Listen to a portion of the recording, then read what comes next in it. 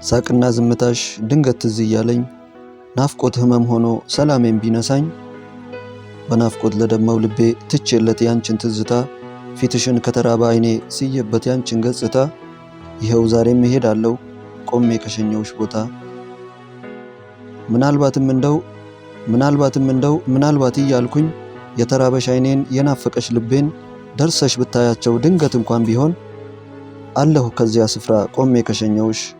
የወሰደሽ መንገድ ድንገት ከመለሰሽ አዎ ተክዞ ለሸኘሽ አይኔ የምናልባት ተስፋ ሰጥቼው ትመጣለች ጠብቃት ብዬ ልቤን በተስፋ ሞልቼው